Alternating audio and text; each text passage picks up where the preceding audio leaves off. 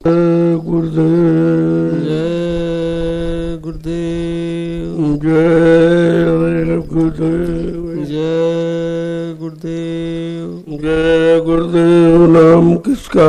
प्रभु का। जय गुरुदेव। नाम किसका? प्रभु का।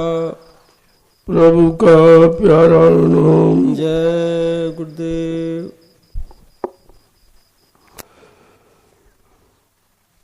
समृद्ध दाता दयालु पूज्य स्वामी जी महाराज, आज के इस पावन पवित्र साधना शिविर के पावन अवसर पर सम्मिलित होने वाले समस्त सत्संगी प्रेमी जनों, जब जीवों का भाग्य उदय होता है पुण्य कर्मों का, तब ऐसी घड़ियां मिलती हैं सतगुरु के वचन सुनने के और उनके दर्शन दीदार के। हम सब जीवों को चाहिए कि मालिक से फरियाद करें। जब नहीं मिले तो वह दूसरी थी, जब मिल गया तो अपने इस काम को बनाने के लिए फरियाद करनी चाहिए। कौन सा काम? आत्मा के कल्याण का, गुनाहों की माफी का। तो मालिक से प्रार्थना करनी चाहिए कि हम सबको सद्बुद्धि सद्ज्ञान दे। हम सब पारस्परिक प्रेम प्यार मोहब्बत में एक दूसरे के काम आवे। जब ऐसा माहौल वातावरण बन जाएगा तब सबको शांति अमन चैन होगा। इसलिए हमें केवल प्रार्थना ही करनी है, अपने गुनाहों की माफी मांगनी, और जीव कुछ नहीं कर सकता। करने की क्षमता तो कलयुग में समाप्त है, लेकिन कम से कम फरियाद तो करो, मालिक की याद तो करो, और नित्य प्रति अपने गुनाहों की माफी मांगो। तो जिन लोगों ने इस तरह फरियाद आंतरिक भाव विचारों से किया, धीरे धीरे उनके मन बुद्धि शांत हो गए और वो अध्यात्म की तरफ लग गए। बगैर प्रार्थना के तो कौन तुम्हारी सुनेगा? प्रार्थना मतलब कोई गाना बजाना राग नहीं है। प्रार्थना आंतरिक हृदय की पुकार। प्रार्थना गुनाहों की माफी मांगने का साधन हो। इससे हमें आपको अपने सद्गुरु दाता दयालु से विनय प्रार्थना करनी चाहिए और सभी महापुरुषों ने कहा कि जब तुम्हारे में दीनता आएगी, पारत भाव दीन भाव से जब पुकारोगे तो वो सुनते हैं, उनकी सुनी जाती है। धीरे धीरे उन्होंने अपने ऐसे काम बना लिए, लेकिन आंतरिक भाव से होना चाहिए। बिनय मेरी सतगुरु ये सुन लीजिएगा। विनय मेरी सतगुरु ये सुन लीजिएगा। विनय मेरी सतगुरु जी सुन लीजिएगा। विनय मेरी सतगुरु जी सुन लीजिएगा। अरज पूरी करना यमत कीजिएगा। अर्ज पूरी करना यमत कीजिएगा। बहुत दिन की भूली समझ तुमसे पाई, बहुत दिन की भूली समझ तुमसे पाई। समझते कि सन्मुख हमें कीजिएगा। समझ दे कि सन्मुख हमें कीजिएगा। विनय मेरी सतगुरु जी सुन लीजिएगा। विनय मेरी सतगुरु जी सुन लीजिएगा। अर्ज पूरी करना यमत कीजिएगा। अर्ज पूरी करना यमत कीजिएगा। लगाई है ये आग तुमने जो मुझ में, लगाई है यह आग तुमने जो मुझ में। उसी से जलूं शांत मत कीजिएगा। उसी से जलूं शांत मत कीजिएगा। उसी से जलूं शांत मत कीजिएगा। उसी से जलूं शांत मत कीजिएगा। अर्ज मेरी सतगुरु ये सुन लीजिएगा। अर्ज मेरी सतगुरु ये सुन लीजिएगा। तुम्हारे विरह की घड़ी एक पल की, तुम्हारे विरह की घड़ी एक पल की। तरत लेके गुलने हमें दीजिएगा। दर्द लेके घुलने हमें दीजिएगा। दर्द लेके घुलने हमें दीजिएगा। दर्द लेके घुलने हमें दीजिएगा। विनय मेरी सतगुरु जी सुन लीजिएगा। विनय मेरी सतगुरु जी सुन लीजिएगा।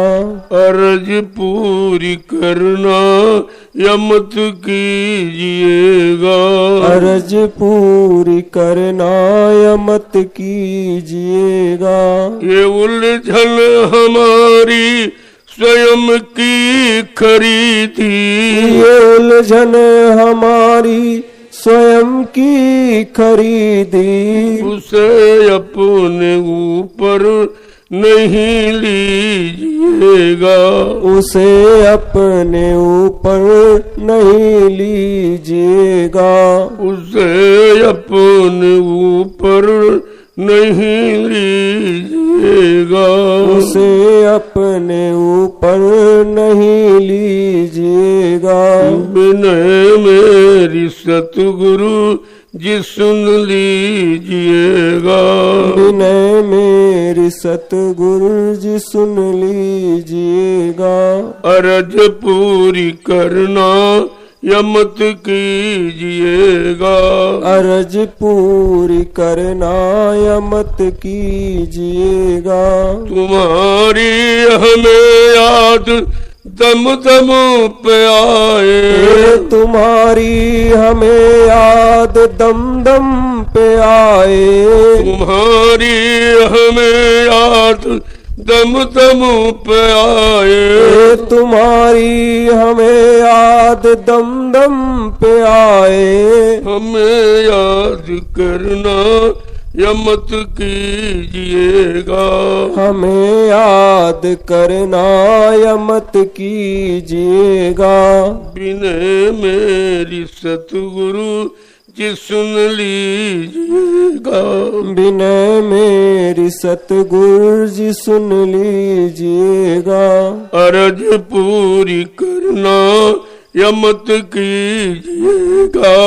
अर्ज पूरी करना यमत कीजिएगा। जय गुरुदेव। जय गुरुदेव। प्रेमियों, इस तरह हम सबको अपनी जीवात्मा के कल्याण के लिए मालिक से प्रार्थना करनी चाहिए। जब इस तरह की प्रार्थना, अर्चना और वंदना करेंगे तो धीरे धीरे ये मन उनके चरणों में लग जाएगा, क्योंकि यही बिछड़ा हुआ है, यही मचला हुआ मचल रहा है।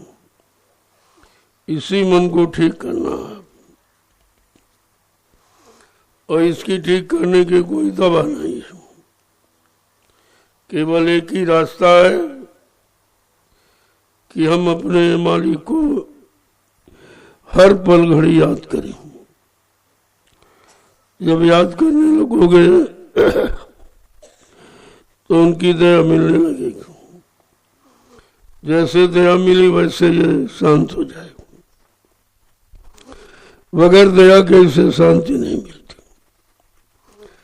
हम आप समझते हो कि सामान मिल जाए शांत हो जाएगा, राजपाट मिल जाए शांत हो जाएगा, धन दौलत मिल जाए शांत हो जाएगा, पति पत्नी बाल बच्चे मिल जाए शांत हो जाएगा। तो इससे तो और अशांत हो रहा है। दिनों दिन इसकी अशांति बढ़ती जा रही, क्योंकि इनमें शांति नहीं है। ये सब अशांति के कारण है। चारों तरफ घूम के हार गया जीव, तमाम जन्मों में जन्म लेके हार गया, लेकिन शांति कहीं नहीं मिली। तो महापुरुष इशारा करके बताते हैं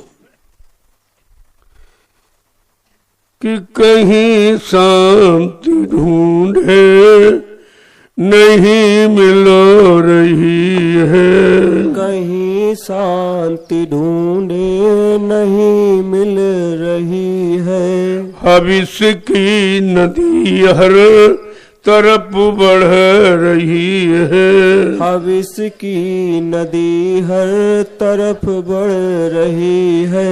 ऐसा माहौल बन गया है, चारों तरफ भविष्य भविष्य। उसी हविष्य में हम सब लोग जल रहे हो। ये मिल जाए, ये मिल जाए, जितना मिल जाए उतना कम, जिधर से मिल जाए, चोरी से मिल जाए, डकैती से मिल जाए, झूठ से मिल जाए, छल कपट से मिल जाए, तरह तरह से प्रयास करते हैं। कहते हैं चारों तरफ हविष्य की नदी में बाढ़ आ गई, सारे जीव हविष्य में डूब रहे हैं। आगे समझा के क्या बता रहे हैं? चाहे राष्ट्र का काम या धर्म का हो, चाहे राष्ट्र का काम या धर्म का हो, चाहे राष्ट्र का काम या धर्म का हो, चाहे राष्ट्र का काम या धर्म का हो, सभी में तो स्वार्थ की आ रही है, सभी में तो बू स्वार्थ की आ रही है। कहीं शांति ढूंढे नहीं मिल रही है, कहीं शांति ढूंढे नहीं मिल रही है। भविष्य की नदी हर तरफ बह रही है, भविष्य की नदी हर तरफ बह रही है। कहते चाहे राष्ट्र का काम हो चाहे धर्म का, सबके अंदर स्वार्थ की बू आती हो। परमार्थ के भाव समाप्त हो चुके हैं। किसी के अंदर परमार्थ की भावना नहीं है कि हम दूसरों के लिए करें, हम समाज के हित के लिए करें, हम देश के हित के लिए करें, हम धर्म के हित के लिए करें। कोई नहीं कर रहा। सब में अपने स्वार्थ की वो बढ़ती जा रही, जिसके कारण सब अशांति में फंसे जा रहे। सुबह से शाम तक आप दौड़ते हो, किसके लिए? सुख और शांति के लिए। लेकिन आज तक किसी को नहीं मिली। सुख शांति पाने के लिए आप खेती करते हो, दुकान करते हो, दफ्तर करते हो, बिजनेस व्यापार मजदूरी करते हो, लेकिन शांति तो नहीं मिली, न सुख मन चैन मिला, क्योंकि इनमें है नहीं। हम ढूंढते इन्हीं में रहते रात दिन, जीवन समाप्त हो जाता है, लेकिन सुख शांति अमन चैन नहीं मिलता। क्या कह रहे हैं आगे? जहां धन मिले मन उसी ओर रमता, जहाँ धन मिले मन उसी ओर रमता, जहां धन मिले मन उसी ओर रमता, जहाँ धन मिले मन उसी ओर रमता, अपरमार्थ सेवा चली जा रही है, और परमार्थ सेवा चली जा रही है। कहीं शांति ढूंढे नहीं मिल रही है, कहीं शांति ढूंढे नहीं मिल रही है। भविष्य की नदी हर तरफ बह रही है, भविष्य की नदी हर तरफ बह रही है। हमारा आप सबका मन धन की तरफ चला जा रहा है। धन मिले, धन मिले, धन मिले, लेकिन मिलता कहीं नहीं। जब तक खान पान अच्छा नहीं होगा, भाव विचार अच्छे नहीं होंगे, कर्म अच्छे नहीं होंगे, तब तक तो कुछ नहीं मिलेगा। ये कर्म प्रधान देश है, यहाँ बगैर कर्म के कुछ नहीं मिलता है। लेकिन क्या कह रहे हैं, तुम्हारा मन तो धन की ओर भागता चला जा रहा, उसी में रम गया है, डूब गया है। क्या कह रहे हैं? लेकिन परमार्थ सेवा जो असली धन है मानव जीवन का, वो तो खत्म हो रहा। किसी के अंदर कोई परमार्थ की भावना नहीं है। जब तक संत महापुरुष नहीं मिलेंगे, परमार्थी वचन नहीं सुनाएंगे, जीव तब तक परमार्थी वचनों को नहीं सुनेगा, तब तक परमार्थ की जानकारी नहीं होगी। आगे क्या कह रहे हैं? चाहे पादरी हो या मुल्ला पुजारी, चाहे पादरी हो या मुल्ला पुजारी, चाहे पादरी हो या मुल्ला पुजारी, चाहे पादरी हो या मुल्ला पुजारी, सभी को हविस ईर्षा खा रही है, सभी को हविस ईर्षा खा रही है। सभी को हविस ईर्षा खा रही है, सभी को हविस ईर्षा खा रही है। कहीं शांति ढूंढे नहीं मिल रही है, कहीं शांति ढूंढे नहीं मिल रही है। कहते चाहे पादरी हो, चाहे मुल्ला हो, चाहे पुजारी हो, इनको भी ईर्षा खा रही, एक दूसरे को देख नहीं सकते, एक दूसरे के हित में सोच नहीं सकते, एक दूसरे का हित करने की इच्छा नहीं करते। इतना खराब समय आ गया है कि सबके मन खराब है, कोई अपन मन की तरफ नहीं देखता है। ये खराबी कहां से हमारे अंदर आ रही?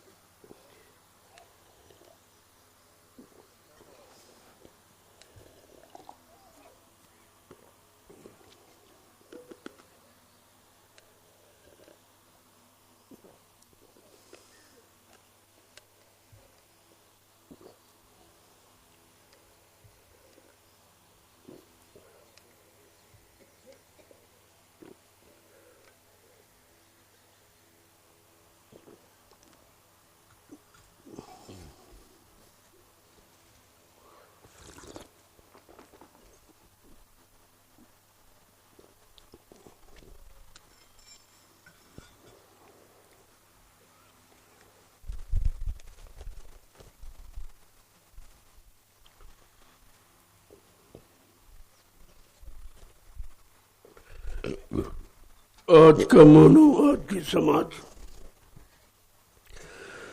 और आज के लोगों के मन ऐसे ही खराब हो गए। किसी का भला, किसी का हित न देख सकते न कर सकते, यानी आंखें खराब हो गई। जब आंखें खराब होती तो इसको कैसे आप ठीक करोगे? इसकी कोई दवा किसी के पास नहीं। का संत महापुरुषों के दर्शन से, नित्य दर्शन करने से आंखों की गंदगी चली जाती है। नित्य वचन सुनने से जवान की गंदगी साफ हो जाती है। अगर आंख और जबान ठीक हो जाए तो तुम सब कुछ प्राप्त कर सकते हो।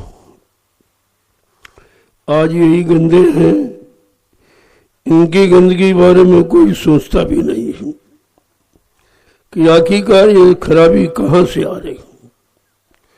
सब लोग खराबी तरफ क्यों बढ़ते चले जा रहे हैं? अच्छाई से लोग दूर क्यों भाग रहे हैं? तो समझा के कह रहे हैं, जिन पर भरोसा था, पंडा पुजारी, मुल्ला मौलवी, ग्रंथी पादरी, इन पर विश्वास लोग करते थे कि ये अच्छे हैं, इनके द्वारा अच्छाई का ज्ञान होगा तो ये समाज को अच्छा कर देंगे।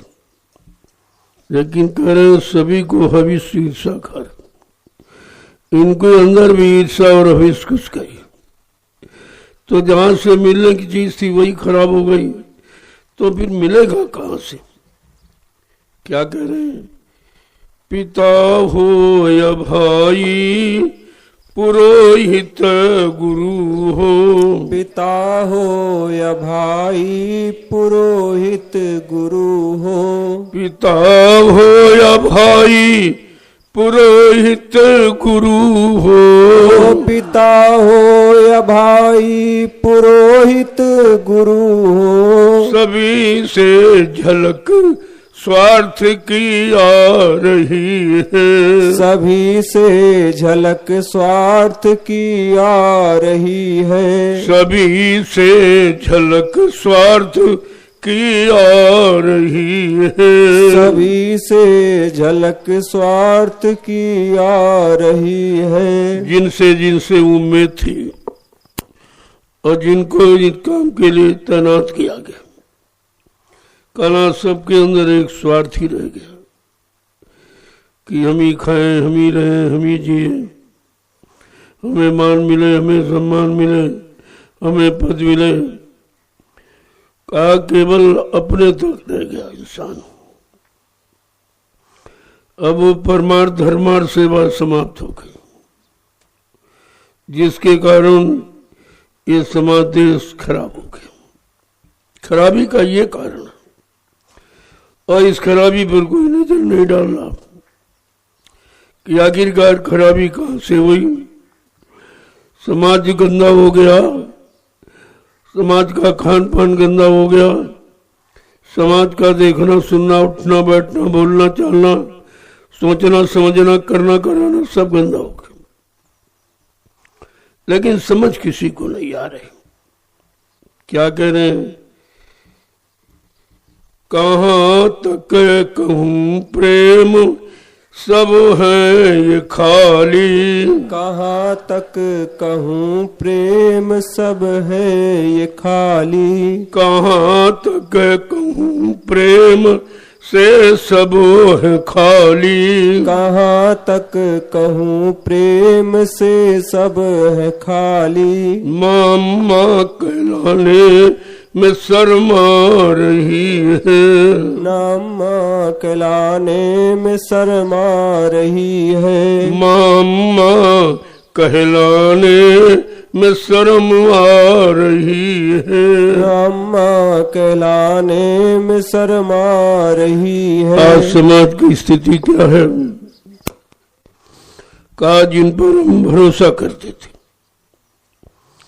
पिता है, माँ है, पुरोहित है, गुरु है, वो भी सब स्वार्थ की ही बात करते। और स्वार्थ ये काल का सबसे बड़ा जाल है। इस जाल से निकलना बड़ा मुश्किल है। आज की समस्या खराब क्यों है कि सब में प्रेम खत्म हो गया। आसक्ति तो बढ़ रही लेकिन प्रेम नहीं। प्रेम पाक साफ निर्मल पवित्र होता है, प्रेम गंदा नहीं होता। तो पहले तो प्रेम जताता है, धीरे धीरे गंदगी में उतर जाता है, प्रेम खराब हो जाता। क्योंकि प्रेम की परिभाषा लोगों को सही तरीके से बताई नहीं कि प्रेम का मतलब क्या। संत महापुरुषों कहते हैं सब जीवों से प्रेम करो, क्योंकि सब जीव उस परमात्मा खुदा के बनाए हुए। जब परमात्मा खुदा के बनाए जीवों से प्रेम करोगे तो वो दया करेगा, वो रहम करेगा, वो तुम्हारी हिफाजत करेगा, तुम्हारे दुख दर्द को दूर करेगा। लेकिन कहते सब लोग प्रेम से खाली, किसी को एक दूसरे से प्रेम नहीं है, केवल लूटने का, खाने का, बिगाड़ने का यानी प्रेम है, बाकी सुरक्षा का कोई प्रेम नहीं। आगे क्या कह रहे हैं कि समाज ऐसा हो गया कि माँ भी अपने आप को अम्मा कहलाने में शर्माती है। कोई नहीं कहता कि उसको शर्म लगती, वो अम्मा मम्मी कहलाने में के लिए बड़ा शौकीन है। वो मम्मी से तो कितना खराब है, उसको नहीं समझा। और जब से अम्मा सब चला गया तो प्रेम चला गया, लगाव चला गया, और वो जो अंदर की चीज थी वो खत्म हो गई। न माँ में वो भाव है न पुत्र में वो भाव, क्योंकि अम्मा शब्द में बड़ा प्रेम है, बड़ा प्यार है, बड़ा मतलब रहम है, बड़ी दया भरी है। आगे समझा के क्या कह रहे हैं, सभी दोष औरों में ही देखते हैं, सभी दोष औरों में ही देखते हैं, सभी दोष औरों में ही देखते हैं, सभी दोष औरों में ही देखते हैं। न निज दुर्गुणों पे नजर आ रही है, न निज दुर्गुणों पे नजर आ रही है, न निज दुर्गुणों पे नजर आ रही है, न निज दुर्गुणों पे नजर आ रही है। कहीं शांति ढूंढे नहीं मिल रही है, कहीं शांति ढूंढे नहीं मिल रही है। अब इसकी नदी हर तरफ बह रही है, अब इसकी नदी हर तरफ बह रही है। आज के समाज देश में रहने वाले लोगों का एक एक अवगुण महापुरुष देख रहे हैं और उसका बयान कर रहे हैं। इन्हीं अवगुणों के कारण हम लोग परेशान और दुखी। क्या कह रहे हैं कि हमारी आपकी आदत दूसरों के अवगुण को देखने का, हमारी आंखें दूसरे के अवगुण को देखती। वही तुम करो तो ठीक है, दूसरा करे तो खराब है। इसमें ईर्ष्या भी शामिल है। कहा कि इस तरह से आंखों में दोष, दृग्दोष विभंजन, दृग माने नेत्रों में जो दोष है जब तक वो समाप्त नहीं होगा, ना आप अच्छाई दोगे ना अच्छे बनोगे कभी। क्या कह रहे हैं, और अपने दुर्गुणों पर नजर नहीं आ कि हम ये खराबी क्यों देखते, हम अच्छाई क्यों नहीं देखते। अच्छा बनने के लिए अच्छाई देखनी है और बुरा बनने के लिए बुराई देखनी है। बुराई देखते देखते देखते तुम्हारे अंदर बुराई ही भर जाएगी और अच्छाई से दूर चले जाओगे। इसलिए कहा किसी को बुरा न कहना और न किसी से बुरा व्यवहार करना। अगर ये आप बंद कर दें तो फिर तुम किसी में बुराई नहीं देखोगे, बुराई को भी अच्छाई में बदलने की कोशिश करोगे। आगे क्या कह रहे हैं? हर एक छीनना चाहता दूसरों से, हर एक छीनना चाहता दूसरों से। ये प्रवृत्ति बहुत तेज है। जमीन छीन ले, मकान छीन ले, सामान छीन ले, रुपया पैसा छीन ले, इज्जत छीन ले, यही पर सब जुटा हुआ। सारा समाज इसी तरफ चला गया। समझा कि क्या कह रहे हैं? हर एक छीनना चाहता दूसरों से, हर एक छीनना चाहता दूसरों से। परस्पर घटी प्रीति अब जा रही है, परस्पर घटी प्रीत अब जा रही है। परस्पर घटी प्रीति अब जा रही है, परस्पर घटी प्रीति अब जा रही है। कहीं शांति ढूंढे नहीं मिल रही है, कहीं शांति ढूंढे नहीं मिल रही है। एक एक अवगुण खोल के कहेंगे। तुम शांति ढूंढने निकले हो, शांति तो तुम्हारे अंदर बैठी। पहले अवगुणों को तो निकालो। खुद अपने में अशांति बैठा ले हो और शांति ढूंढते हो। शांति कहीं बैठी थोड़ी है जो तुम्हें मिल जाएगी। शांति तुम्हारे अंदर है। जब तक तुम्हारे में शांति नहीं होगी और तुम्हारा मन तो क्रांति करता है, तरह तरह की क्रांति, विस्फोट, तरह तरह से खराब करने की कोशिश करता है और खराबी को ढूंढता रहता। आगे क्या कह रहे हैं? जो पारस्परिक प्रेम प्यार मोहब्बत था वो खत्म हो गया। कोई किसी से बगैर स्वार्थ के प्रेम ही नहीं करता, बगैर मतलब की कोई किसी से बात नहीं करता। ऐसा माहौल वातावरण समाज देश का बन गया। प्रेमियों, जब तक ये नहीं ठीक होगा कुछ नहीं ठीक होगा। ये ठीक करने के लिए अब संत महापुरुषों की आवश्यकता है। उनमें शांति है, उनमें सारे गुण हैं और वो सबको शांति प्रदान कर सकते हैं। धीरे धीरे धीरे धीरे पहले तो समझाते हैं, जब नहीं मानोगे तो कुदरत को चार्ज देते हो। एक काम कुदरत को सौंप देते हो, अरे भाई तुम करो, क्योंकि ये वैसे मानने वाले नहीं हैं और हमारे में दयालु से हम ये काम नहीं कर सकते कि किसी का विनाश कर दें, किसी को मार दें, किसी को खत्म कर दें, किसी को मतलब लूट लें। कहा ये काम हमारी में नहीं है, तो कुदरत को चार दे देते।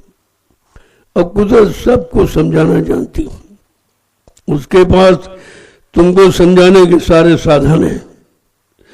आगे क्या कह रहे हैं? न राजा को शांति न रैयत को शांति, न राजा को शांति न रैयत को शांति। न राजा को शांति न रैयत को शांति, न राजा को शांति न रैयत को शांति। न पूंजीपति को भी नींद आ रही है, न पूंजीपति को भी नींद आ रही है। न पूंजीपति को भी नींद आ रही है, न पूंजीपति को भी नींद आ रही है। कहीं शांति ढूंढे नहीं मिल रही है, कहीं शांति ढूंढे नहीं मिल रही है। कहते न राजा को शांति न रैयत, जथा राजा तथा गुणा, धर्मी राजा धर्मी प्रजा। प्रजा पर राजा का प्रभाव होता है। अब राजा जैसा होगा, जैसे कर्म करेगा, प्रजा को वैसे ही लाभ दे सकेगा। कहते राजा में भी शांति नहीं, उसको पद मिल जाने के बाद शांति होनी चाहिए कि जो हमको मिल गया, लेकिन उसमें शांति नहीं। पद मिल जाए, फिर पद के लिए सामान मिल जाए, फिर धन मिल जाए, फिर मान मिल जाए, फिर अधिकार मिल जाए। एक चीज के मिलने पर कितनी नई चीजें अंदर में उमड़ आती हैं। यही अशांति का कारण है कि उनको राज में संतुष्टि नहीं होती। आगे क्या कह रहे हैं कि जितना पूंजीपति है वो भी बेचारा परेशान है। चलो गरीब परेशान है, गरीब के कारण, फिर अमीर क्यों परेशान है? वो परेशान है कहीं हमारी चोरी न हो जाए, कहीं डकैती न पड़ जाए, कहीं मेरी हिंसा हत्या न कर दी जाए, इसलिए परेशान। अब कहीं मेरा अपहरण कर लिया जाए। एक तरह से नहीं। अब जब दोनों दो ही वर्ग हैं, एक गरीब एक अमीर, और दोनों परेशान हैं, फिर बचा क्या है? क्या बचा है? फिर तुम क्या उम्मीद करते हो कुछ मिल जाएगा? अरे मिलने का तो समय होता है। जब 70 साल आजादी के बर्बादी में गुजर गए, अब इसे क्या बाकी रह गया तुम्हारे पास? तो आगे क्या कह रहे हैं?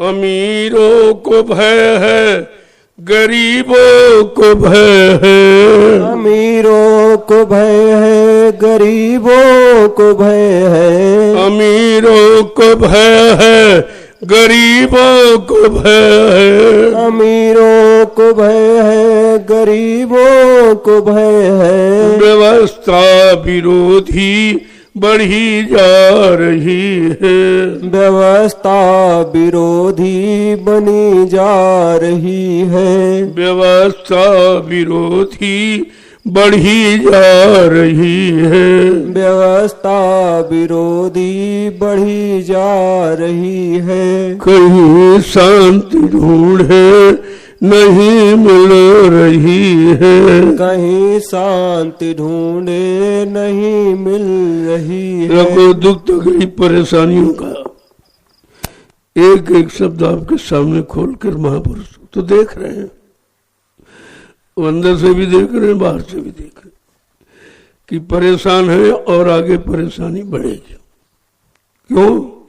कोई सुधार की नीति अपनाता, सुधार की तरफ तो बिल्कुल उनका मन ही नहीं कभी जाता। कहते कि अमीरों को भय, गरीबों को भय, दोनों भयभीत हैं। अमीर भय कि लूटपाट न हो जाए, और गरीब को भय कहीं टैक्स न महंगाई न बढ़ जाए, दोनों को भय। आगे क्या कह रहे हैं? ये सब क्यों, किसके द्वारा है? कहा ये देश की व्यवस्था खराब। कोई इंसान, कोई कर्मचारी, अधिकारी खराब नहीं है, देश की व्यवस्था खराब, जिस पर कोई दृष्टि नहीं डालता। कोई कहता कर्मचारी ठीक नहीं है, अधिकारी भ्रष्ट है, ये नहीं, कभी नहीं कहते तुम्हारी व्यवस्था भ्रष्ट है। ये क्यों नहीं कहते हो? क्योंकि अपनी कमी दिखाई नहीं देती। आगे क्या कह रहे हैं? धर्म सा कर्म कुछ नहीं हो रहा है। धर्म सा कर्म कुछ नहीं हो रहा है। धर्म सा कर्म कुछ नहीं हो रहा है। धर्म सा कर्म कुछ नहीं हो रहा है। मानो धर्म की नींव ही हिल रही है। मानो धर्म की नींव ही हिल रही है। मानो धर्म की नींव ही हिल रही है। मानो धर्म की नींव ही हिल रही है। कहीं शांति ढूंढे नहीं मिल रही है। कहीं शांति ढूंढे नहीं मिल रही है। क्या करें? धर्म और कर्म ये दोनों समाप्त हो गए। कि मानव का असली धर्म क्या है और मानव का असली कर्म क्या है। जब धर्म कर्म सब समाप्त हो जाएगा तब परिवर्तन की जरूरत होती। शास्त्र भी कहता है कि जब जब होए धर्म की हानि और बाढ़ असुर अधम अभिमानी कि तब तब प्रभु धरी मनुज शरीरा और हरहि कृपा निधि सज्जन पीरा। सब यही शास्त्र कहते हैं जब जब धर्म की हानि हो, कर्म की हानि नहीं, धर्म की हानि। धर्म माने व्यवस्था, व्यवस्था का नाम धर्म है और ये कर्म को धर्म कहते हैं। किसी भी विद्वान जानकार से पूछो कि धर्म क्या है तो कहेगा पूजा करो, पाठ करो, तीर्थ करो, व्रत करो, अमन जप तप गंगा स्नान करो। अरे भाई करो माने तो कर्म है और धरो माने धर्म है, जो धारण किया जाए, अपने में उतारा जाए, लागू किया जाए, वो धर्म है। यानी धर्म माने व्यवस्था। आपको अपने जीने की, रहने की व्यवस्था चाहिए। आज व्यवस्था की जरूरत है और व्यवस्था की बात कोई नहीं करता, क्योंकि व्यवस्था इनके बस की बात है नहीं। स्वयं व्यवस्थित नहीं है तो तुम्हें व्यवस्था क्या दे देंगे। आगे क्या कह रहे हैं, ऐसा लग रहा कि मानव धर्म की नींव ही हिल गई। जब नींव धर्म की हिलती है तब कोई हस्ती खुदा से उतरती है। जब धर्म की नींव हिलने लगती है समझ लो कि परिवर्तन होना। आज परिवर्तन के सब लक्षण आपके सामने, लेकिन बेचारा ही नहीं समझ पाती परिवर्तन कैसा होगा, परिवर्तन किसके द्वारा होगा, वो करने वाली शक्ति कौन होगी। सब अपनी अपनी बात कहते हैं। कोई अपने को अवतारी बता रहा, कोई अपने को भगवान कह रहा है, तो परिवर्तन कहां चला गया। फिर तुम भगवान हो, अवतारी शक्ति हो, तो परिवर्तन करके क्यों नहीं दिखाते। अवतारी शक्तियों का काम परिवर्तन का। जितने भी अवतार परिवर्तन के लिए हुए और तुम अपने आप को अवतार करो तो परिवर्तन कहां चला गया। तुम्हारी तो झूठ सिद्ध हो गई। आगे क्या कह रहे हैं, किसी का किसी पर न विश्वास आता, किसी का किसी पर न विश्वास आता, किसी का किसी पर न विश्वास आता, किसी का किसी पर न विश्वास आता। न जाने ये कैसी हवा बह रही है, न जाने ये कैसी हवा बह रही है, न जाने ये कैसी हवा बह रही है, न जाने ये कैसी हवा बह रही है। कहीं शांति ढूंढे नहीं मिल रही है, कहीं शांति ढूंढे नहीं मिल रही है। एक एक कमी सबके अंदर की बताएंगे, क्योंकि वो अंतर्यामी है, वो गटगटवासी है, वो सबको देखते हो, लेकिन वो कहते नहीं। कहा किसी पर किसी का विश्वास ही नहीं रहा, किसी पर किसी का नहीं विश्वास, न अपनों पर न पराये पर। यानी मतलब न राजा को रैयत पर विश्वास, न रैयत को राजा पर विश्वास, न गुरु को शिष्य पर, न शिष्य को गुरु पर विश्वास, न बाप को बेटे पर विश्वास, न बेटे को बाप पर विश्वास, न पति को पत्नी पर विश्वास, न पत्नी को पति पर विश्वास। ये अविश्वास का माहौल हमें आपको निरंतर पीछे डाल रहा है, लेकिन इसकी बरकर गौर कोई नहीं कर रहा। यह समझ किसी में नहीं है कि आखिरकार ये समाज और परिवार समाज में रहने वाले लोग ये दुखी परेशान क्यों हैं और निरंतर परेशानियां बढ़ती जा रही। आगे क्या कह रहे हैं कि किस चीज को और कैसी हवा, महापुरुष कहते हैं ऐसी हवा ही बह रही है चारों तरफ मतलब यानी मार काट हिंसा चोरी कत्लेआम व्यभिचार कुचार झूठ छल कपट बेईमानी छीना झपटी हिंसा, इसके सिवा कहीं कुछ नहीं दिखाई दे रहा। ये सारे लक्षण विनाश के हैं और विनाश के बाद ही परिवर्तन होता है। आगे क्या कह रहे हैं कि बढ़ाओ सभी प्रेम आपस में अब भी, बढ़ाओ सभी प्रेम आपस में अब भी, बढ़ाओ सभी प्रेम आपस में अब भी, बढ़ाओ सभी प्रेम आपस में अब भी, नहीं तो तबाही बढ़ी आ रही है, नहीं तो तबाही बढ़ी आ रही है, नहीं तो तबाही बढ़ी आ रही है, नहीं तो तबाही बढ़ी आ रही है, कहीं शांति ढूंढे नहीं मिल रही है, कहीं शांति ढूंढे नहीं मिल रही है। अगर सुख शांति चाहते हो तो आपस में प्रेम व्यवहार को बढ़ाओ, नफरत का जो भी माहौल वातावरण इसको धीरे धीरे खत्म करो। दया और प्रेम अगर इस इंसानों में आ जाए तो फिर किसी चीज की कमी नहीं है।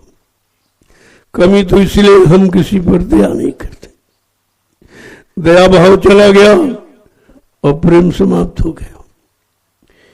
नहीं तो अगर नहीं मानोगे तो फिर तबाही और आगे बढ़ी।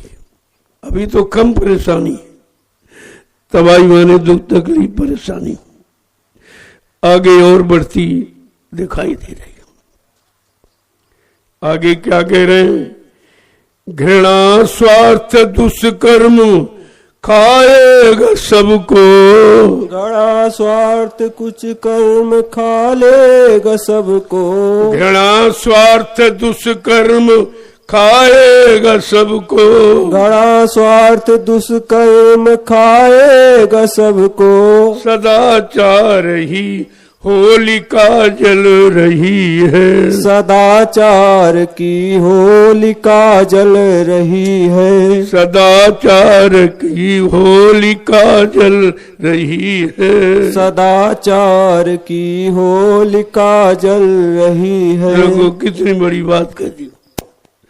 सदाचार तो इंसानों के दिलों से चला गया, क्योंकि शाकाहार रहेगा तो सदाचार रहेगा, सदाचार साकार रहेगा तो ब्रह्मचर्य रहेगा।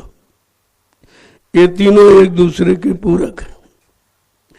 कहते हैं कि अगर आप कुछ करना चाहते हो, कुछ पाना चाहते हो, मानव जीवन को सुख शांति में बनाना चाहते हो, तो सबसे प्रेम प्रतीत का व्यवहार बढ़ाओ, आपसी वैर भाव की नीति को समाप्त करो, अगर कुछ चाहते हो तो। नहीं तो आप देख रहे हो कि सदाचार तो जल गया, खत्म हो गया। जैसे होली में आप जो डाल दे तो जल जाती, ऐसे सदाचार जो सबको आगे बढ़ाता था, सब में प्रेम प्यार मोहब्बत कायम रखता था और सबको चरित्रवान बनाता था, वो तो समाप्त हो गया। आगे क्या कह रहे हैं, करो शाकाहार मांस मदिरा को छोड़ो, करो शाकाहार मांस मदिरा को छोड़ो, करो शाकाहार मांस मदिरा को छोड़ो, करो शाकाहार मांस मदिरा को छोड़ो, गहो प्रेम रे मूड मोता रही है, गहो प्रेम रे मूड मोता रही है, गहो प्रेम रे मूड मोता रही है, गहो प्रेम रे मूड मोता रही है, कहीं शांति ढूंढे नहीं मिल रही है। कहीं शांति ढूंढे नहीं मिल रही है। अब इसकी नदी हर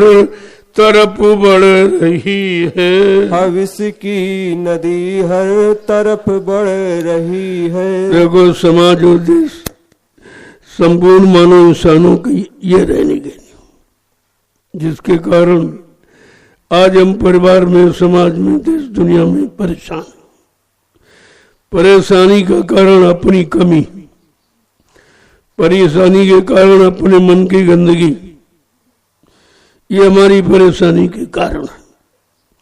और जब तक ये ठीक नहीं होगा परेशानियां नहीं जाएंगी और बढ़ जाएंगी, दिनों दिन परेशानियां और बढ़ेंगी अगर आपने महापुरुषों के वचनों को न माना। कहते हैं कि एक दूसरे से घृणा करते हो, स्वार्थ की भावना रखते हो और दुष्कर्म करने की प्रबल इच्छा इस समय बढ़ रही है। इस समय इंसान सत्कर्म नहीं दुष्कर्म की तरफ बढ़ता चला जा रहा, उसका मन नित्य, मन बुद्धि चित्त तीनों खराब है। ये दुष्कर्म की तरफ बढ़ते चले जा रहे हैं और सत्कर्म को भूलते चले जा रहे हैं। परेशानी, मुसीबत, आपत्ति का कारण ये है। कहा कि करो शाकाहार मांस मदिरा को छोड़ो, जिससे मन बुद्धि चित्त खराब होता है वो आपको छोड़ना पड़ेगा। अगर मानव जीवन में सुख शांति चाहते हो तो आपको ये सब छोड़ना पड़ेगा। क्यों? महापुरुषों ने कहा है कि मतलब यानी ये जितना भी गंदा खान पान ये मन को खराब करता, और मन की वजह से तन खराब होता, और मन तन खराब की वजह से धन खराब होता। ये तीनों खराब हो जाते। मन, तन और धन अशुद्ध खान पान से खराब होते और धीरे धीरे परिवार खराब हो जाता, फिर समाज खराब हो जाता है, ऐसे देश खराब हो गया। इसी गंदे खान पान में आज 70% देश खराब है और इस पर कोई नजर ही नहीं डाल रहा। न राजा सोच रहा न प्रजा, और राजा को भी ये नहीं मालूम कि हमारा देश खराब क्यों हो रहा। हमारा भारत देश धार्मिक है। जिस देश में धर्म की स्थापना के लिए भगवान को मेहनत परिश्रम करनी पड़ी, भगवान को यानी धर्म के लिए रावण से लड़ाई लड़नी पड़ी, और धर्म के लिए कृष्ण को महाभारत करना पड़ा। ये भगवान का काम है। तो इंसान तो भगवान के काम को भी भूल गया कि आखिरकार भगवान को ये काम क्यों करना पड़ा, भगवान को अपना अस्त्र क्यों उठाना पड़ा। कि जब लोग नहीं मानते, नहीं समझते, समझाने पर किसी तरह भी मानने को तैयार न होते तो अंततो गत्वा दंड नीति का प्रयोग किया जाता। लेकिन आज ऐसा परिवर्तन, ऐसी क्रांति नहीं है जो होने जा रही है कलयुग में। कलयुग की क्रांति बिल्कुल सारे युगों से अलग है। हर युग की क्रांति बता रही कि मारकाट हिंसा के द्वारा सुधार किया गया, लेकिन संत महापुरुष कलयुग में आए हैं, वो हिंसा को प्राथमिकता नहीं देते। हिंसा का पूर्ण रूप से निदान होना, समाधान होना चाहिए कि आखिरकार हिंसा क्यों करे। मन के यानी इंसान के मन को, बुद्धि को, चित्त को ठीक कर दिया जाए तो ये हिंसा करना बंद कर देगा। क्योंकि इसकी दवा संत महापुरुषों के पास, और असली दवा है शाकाहार, शुद्ध आहार। जैसा करो आहार वैसे बने विचार। आहार से विचारों का जन्म होता है, तो हमारा विचार ही खराब हो गया। क्योंकि आहार गंदा है, इस पर भी राजा रैयत कोई विचार नहीं कर रहा। क्यों? विनाश काले विपरीत बुद्धि। जब विनाश होने का समय आ गया तो सबकी बुद्धियां विपरीत दिशा में काम कर रही, वो अपने विनाश को भी नहीं देख पा रही, अपने नुकसान को भी। ऐसा समय आ गया है और कहते कि सबकी मौत सर पे मंडरा रही, सबने मौत को निमंत्रण दे रखा और सबकी मौत मंडरा रही है। और जब आपने निमंत्रण दे दिया तो आ गई भाई। अब वो तो इंतजार कर रही है कि कितनी जल्दी ऐसे ऐसे गंदे खान पान करो, ऐसे गंदे कर्म करोगे तुम्हारी मौत हो जाए। अब आज देख रहे हो ये दुर्घटनाएं क्यों बढ़ रही, ये गंदे खान पान के कारण। ये जितना अत्याचार, अनाचार, पापाचार, भ्रष्टाचार, ये सब मांसाहार के कारण, क्योंकि ये मनुष्य का भोजन है नहीं। और जो भोजन तुम्हारा नहीं करोगे तो फिर नुकसान तुम्हारा होगा। और भाई विज्ञान ने जितनी मशीनें बनाई तो सबका ईंधन खुराक अलग अलग है। अब तुम कहो कि डीजल वाली जो पेट्रोल की मशीन हम उसमें डीजल डालेंगे, ये भी तो तेल है, लेकिन खराब हो जाएगी, वो खराब हो जाएगी, उसका ईंधन, उसकी खुराक अलग बनी हुई। और ये परमात्मा की बनाई मशीन है, आप इसको खराब करोगे, इसमें खराब ऊर्जा तक का डालोगे तो ये भी खराब हो जाएगी। और खराब हो रही है, और कितने करोड़ों की खराब हो गई। जब तक ये आहार शुद्ध नहीं होगा और विचार शुद्ध नहीं होंगे तब तक समाज देश का उत्थान कोई नहीं कर सकता और मानव अपना निजी विकास नहीं कर सकता, अपने जीवन की रक्षा नहीं कर सकता और बीमारी परेशानियों से कभी अलग नहीं हो सकता। बीमारी तुम्हारा दरवाजा कभी छोड़ेगी नहीं अगर आपने शाकाहार को ना अपनाया। तो महापुरुषों ने खोल के कहा है, शाकाहारी बन जाओगे बीमारियों से बच जाओगे। अगर बीमारी परेशानियों से बचना चाहते हो तो कुछ आपको नहीं करना, केवल शाकाहार अपनाना। और ये तुम्हारा जन्म सिद्ध अधिकार है, कोई नई बात नहीं बताई जा रही। लेकिन आप भूल गए हो कि बच्चा जब पैदा होता है, चाहे हिंदू घर में, मुसलमान घर में, किसी कौम जाति में, तो किसी माँ ने अपने बच्चे को उस वक्त अंडा नहीं खिलाया, मुर्गा मांस नहीं खिलाया, दारू नहीं पिलाई, गांजा भांग अफीम नहीं खवाया पिलाया। क्या खिलाया? अपना दूध, ये शुद्ध शाकाहार, अपना दूध पिलाया। यानी शुद्ध शाकाहार भोजन से अपने बच्चे की लालन पालन की शुरुआत की और आपने अपने आप को बिगाड़ दिया।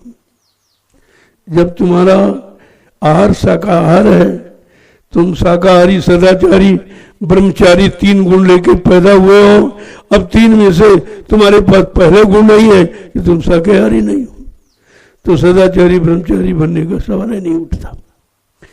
ये परेशानी का कारण जिस पर कोई नजर ही नहीं डाल, किसी को होश नहीं, एकदम सब बेहोश गफलत की नींद सो रहे, न राजा को होश है न प्रजा को होश। तो फिर शांति कैसे आएगी? लोगों को सुख शांति कैसे मिलेगी? ढूंढते तो सब सुख शांति है, लेकिन कहाँ ढूंढते हो? जहां क्रांति अशांति बैठी हुई वहां ढूंढते हो। यही तो हमारी खोज, हमारी ढूंढना गलत हो गया। हम समझ नहीं पाए कि शांति रहती कहाँ। कहते हैं संतों के पास खजाना है, प्रेमी दीवाना होता है। जहां प्रेमी दीवाना हो जाए वही शांति है, इसके अलावा शांति कहीं नहीं। तो महापुरुषों ने शांति के बारे में क्यों कहा कि आपकी इच्छा सुख शांति पाने की ही है। दिन रात रोते हो सुख मिले, शांति मिले, सुख मिले, शांति मिले, परिवार मिले, समाज में मिले, देश में मिले, लोगों से मिले, यही तो चाहते हो। और शांति और सुख पाने के लिए आप कितना प्रयास करते हो? सुबह शाम तक कोई साइकिल से दौड़ा, कोई मोटरसाइकिल दौड़ा, कोई 4 व्हीलर से दौड़ा, कोई ट्रेनों से, कोई हवाई जहाज से दौड़ रहा। इनसे पूछो भाई कहाँ, क्यों दौड़ रहे हो, किसकी तलाश में? कहते सुख शांति चाहते हैं, तो मिली आपको। जहां आपने भाग दौड़ की वहां मिली, वहां तो और क्रांति बढ़ती जा, शांति बढ़ती चली जा रही। वो कहा है कि संतों के पास खजाना है, उनके पास खजाना है, वो प्रेम के भंडार है, और उनका प्रेम बिल्कुल निश्चल है, उसमें कोई गंदगी नहीं किसी तरह की, और वो गंदगी को निकाल भी देते हैं अगर है। तो आपको तो ये सब समझदारी रखनी चाहिए, लेकिन समझदारी तुम्हारे पास भी नहीं। तुम्हारे पास वही सांसारिकता भी भरी है, इनकी निंदा, इनकी बुराई, इनकी चुगली, अच्छा नहीं देखना, खराब देखना, सबसे ईर्ष्या भाव रखना, जलन रखना, ये सब क्या है? तुम अपनी निजी विनाश का माहौल तैयार कर रहे हो। किसी का नुकसान थोड़ी करोगे, अपना नुकसान। और आपकी समझ में आता नहीं, क्योंकि इतने दिनों से जब समझ में नहीं आया, अब आगे क्या आएगा? जब महापुरुषों की शरण में रहकर अपने आप को आप संभाल नहीं पाए, तो फिर कहाँ संभलोगे? आखिरकार और कई जगह है संभलने की, जहां जाओगे वहां तुमको अपने मिला लेगा। वो बिगाड़ना जानता लेकिन बनाना नहीं जानता, वो संभालना नहीं लूटना जानता है, संभालना सुरक्षा करना नहीं जानता।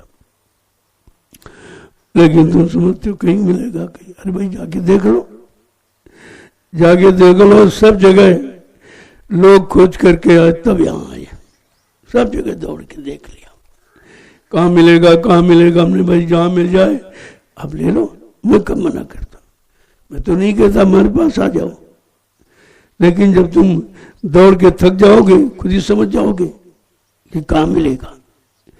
तो जो यहाँ आ रहे हैं वो बिल्कुल सब जगह से देख करके सुन करके तब आ रहे, तो ये भी अच्छी बात है। तुम्हारी कोई इच्छा नहीं रहेगी, क्योंकि सब देख लिया आपने, सबको देख लिया, सबको आजमा लिया, सबको समझ लिया। सब अपनी बात कहते हैं, अपने लाभ की बात कहते हैं, लेकिन तुम्हारे लाभ की बात कोई नहीं कहता। तुम्हें यह सोचना चाहिए कि हमको हमारा लाभ कहाँ मिलेगा, हमको हमारा अधिकार कहाँ मिलेगा। ऐसा धरती मंडल पर कौन है जो हमको हमारा अधिकार यानी सुख और चैन का वो दे दे, ये विचार करना चाहिए। तो धीरे धीरे धीरे धीरे सब जगह सारी दुकानें देख ली आपने, सौदा बड़ा महंगा हुआ, और तुम्हारा सौदा भी नहीं, तुम्हारा सौदा तो सुख शांति पाने का है, वो कहीं मिला नहीं। आपने खर्चा करके श्रम समय पूंजी सब लगा के देख लिया, कहीं कुछ नहीं। अब मैंने किसी से कुछ कहा नहीं कि भाई चले आओ हमारे पास से, हम ये क्यों कहें? जब आओगे खुद ही समझ जाओगे, और नहीं समझोगे तो जहां जाओगे वहां मार खाओगे। कोई ऐसा है नहीं जो तुम्हारी सुरक्षा कर दे, पहली बात तो यही है, तुम्हारी सुरक्षा नहीं कहीं होगी तो तुम जाओगे कहां? और यहां हर तरफ की सुरक्षा है, हर तरह की व्यवस्था है, लेकिन तुम सुरक्षा और व्यवस्था में रहना तो सीखो, और तुम सीखते नहीं हो, और यही तुम्हारी परेशानी है। तुम्हारी परेशानी का कारण यही है कि तुम सुरक्षा और व्यवस्था को समझते नहीं हो। अगर समझ जाओ तो तुम अमन चैन से रहो, कौन मना करता। लेकिन धीरे धीरे वो भी समझ आ जाएगी आपको, लेकिन समय निकल जाएगा, और जो निकल जाएगा वो वापस आएगा नहीं। फिर आपको पछताना होगा कि हमारा सारा जीवन चला गया। तो दोष किसका है?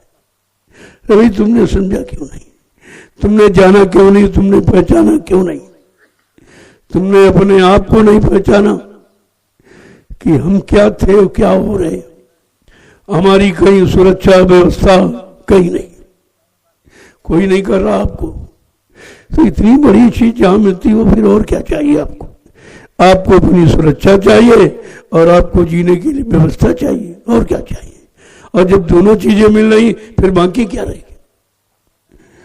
जय गुरुदेव, जय गुरुदेव, जय गुरुदेव, जय गुरुदेव, जय गुरुदेव। गुरुदेव नाम किसका, प्रभु का, प्रभु का प्यारा नाम। जय गुरुदेव। अब आप लोग खड़े हो जाओ।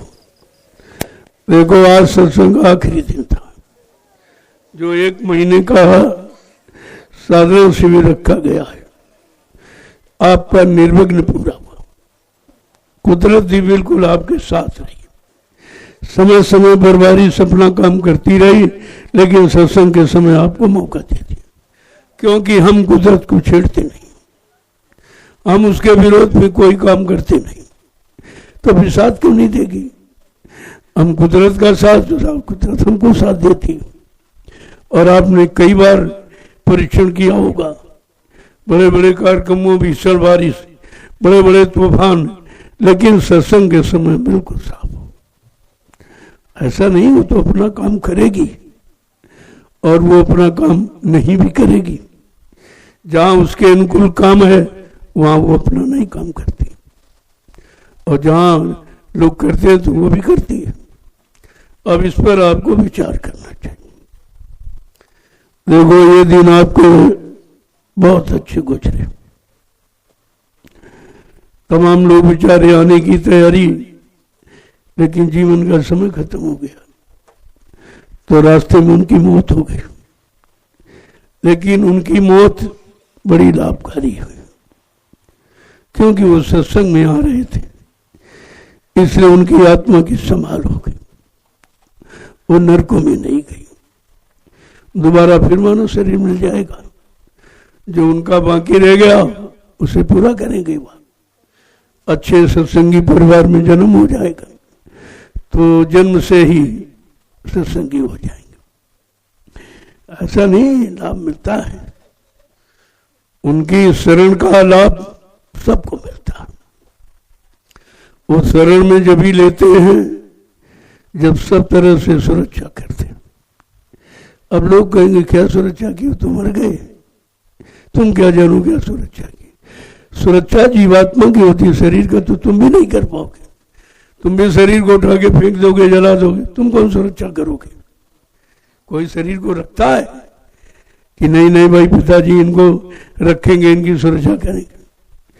तुम्हारी शरीर की सुरक्षा तो कोई करता ही नहीं है, क्योंकि ये नाशवान है, इसका नाश तो अवश्य होगा, लेकिन इसमें जो बैठी है चेतन जीवात्मा, उसकी संभाल होती है, और वो संभाल संत महापुरुषों के सिवा कोई नहीं कर सकता। तो वो बेचारे आ रहे थे सत्संग में, लेकिन जीवन ने साथ नहीं दिया। समय पूरा हो गया, श्वासें समाप्त हो गई, उनको जाना पड़ा। अब उनका एक कर्म का भोग है, इन्होंने तो कितनों को मारा होगा, इससे ज्यादा खराब स्थिति मतलब लोग इन्होंने की होगी, पता नहीं कितने को, हजारों को मारा, और तुम्हारा एक ही बार में वो कर्जा निपट गया। ये भी काम किया। अब इस आंतरिक राज को जीव जानता नहीं, समझता नहीं, लेकिन जिनको दया करनी है वो तुम्हारे समझने पर थोड़ी बैठे कि तुम समझो तब दया करें, वो अपना काम तुरंत करते। जैसे जीवात्मा का समय आ गया शरीर से निकलने का, और जैसे निकली तुरंत दूसरे में प्रवेश कर दिया, संभाल हो जाती। नरक को भी नहीं जाने दिया जाता, क्योंकि उनको नामदान मिला है। नाम का इतना बड़ा प्रभाव है, और नाम की इतनी बड़ी जिम्मेवारी है कि अगर समय का नाम मिल गया तो बस आपका काम हो गया। अब अगर उसके अनुसार कुछ चलना सीख लो, कुछ रहना सीख लो, कुछ करना सीख लो, तो पूरा काम हो जाए, फिर आपको शरीर में आना ही नहीं। ये भी काम आप कर सकते हो, ये भी अधिकार आपको है, लेकिन आप ये काम करते ही नहीं। सब इधर उधर की बातों में यानी मतलब मन लगा रहे हो, और जहां लगाना चाहिए उसे हटाते हो, तो काम तो तुम ही बिगाड़ रहे हो अपना, किसी का नहीं, तुम अपना बिगाड़ रहे हो। जब तुमको अपने काम बिगड़ने का होश ही नहीं है तो फिर दूसरे का क्या बनाओगे तुम। और लिखा पर सरस धर्म नहीं भाई, पर पीड़ा सम नहीं अगमाई। दूसरे को यानी पीड़ा हरना, कष्ट हरना, मुसीबत हरना, और दूसरे के मन की खराबी को दूर करना, ये मानव इंसानों का कर्तव्य है। लेकिन सब उल्टा कर रहे हो। जब तुम किसी का नहीं करते तो तुम्हारा गुण कर दी। तुम ईर्षा करोगे तो क्या लोग तुमसे प्रेम करेंगे? अरे यहां तो अदला बदली कर्म की है। प्रेम के बदले प्रेम मिलता। प्रेम करोगे प्रेम मिला, सम्मान करोगे सम्मान मिलेगा, अपमान करोगे अपमान मिलेगा। ये तो सब तुम्हारे ऊपर निर्भर है। लेकिन समझ आ जाए तब तो सबसे बड़ी ये बात समझ, और समझ आप में है नहीं। क्योंकि समझ कहाँ मिलती है?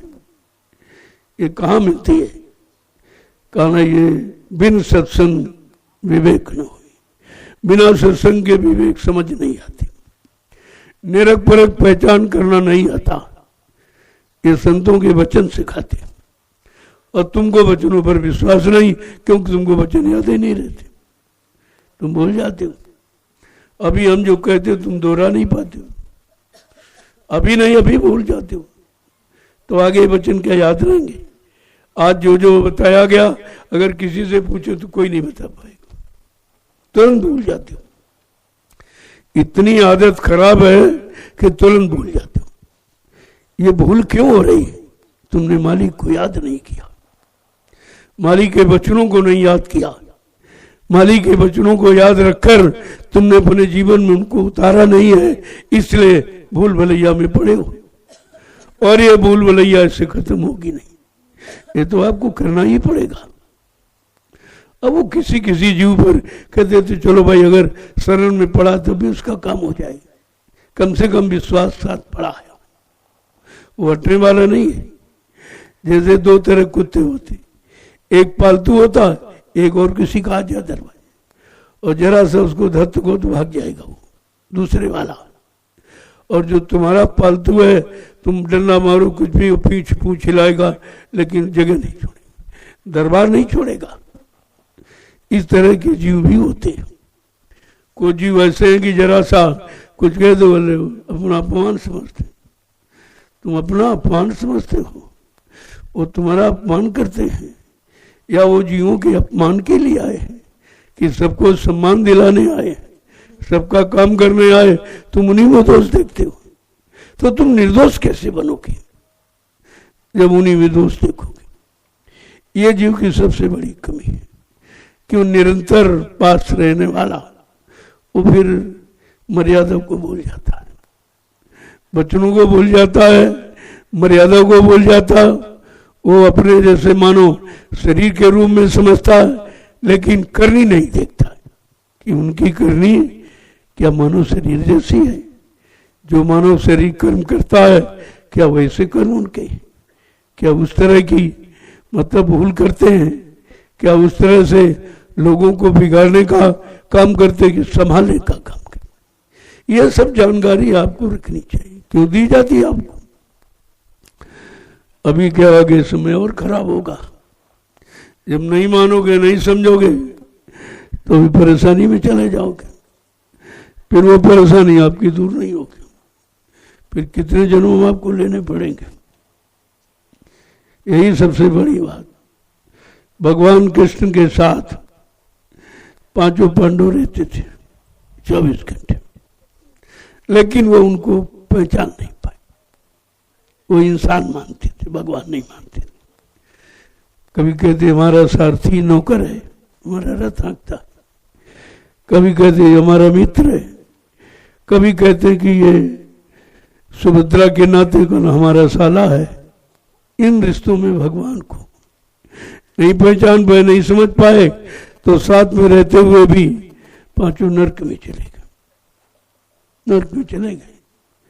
कृष्ण का भाई मैं क्या करूं, इनका भाव विचार शुद्ध नहीं हो पाया। इन्होंने अपने आप के अंदर की मैल की गंदगी को हटा नहीं पाया, प्रेम सच्चा कर नहीं पाया, विश्वास कर नहीं पाया, तो इनको तो नरक में जाना ही है। उसमें हम क्या करेंगे? जय गुरुदेव। जोर से बोलो, सब मिल बोलो।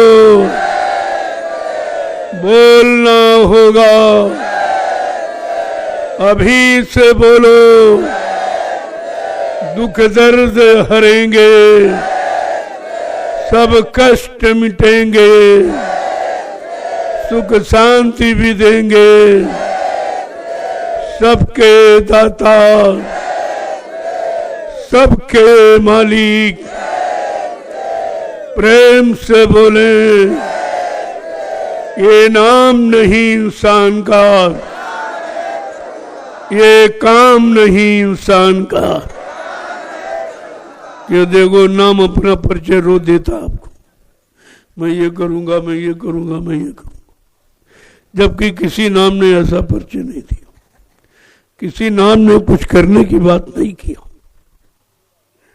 तुमने स्वभाव उस नाम को लेना शुरू कर दिया, लेकिन उसने वादा नहीं किया कि जब तुम सीताराम कहोगे मैं तुमको मिलूंगा या तुम्हारी मदद करूंगा या तुम्हारे किसी पाप कर्म को क्षमा करूंगा। ये नहीं कहा, ये नहीं कहा। किसी नाम की ये महिमा नहीं है जो जय गुरुदेव नाम की महिमा है।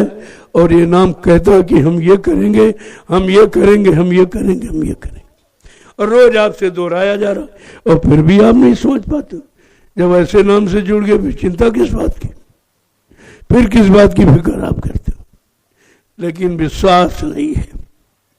बिन विश्वास न कोनो सिद्धि, बिना विश्वास के कोई काम सिद्ध सफल नहीं होता। विश्वास तो आपको लाना है, और तुम्हारा काम भी हो रहा फिर भी विश्वास नहीं कर।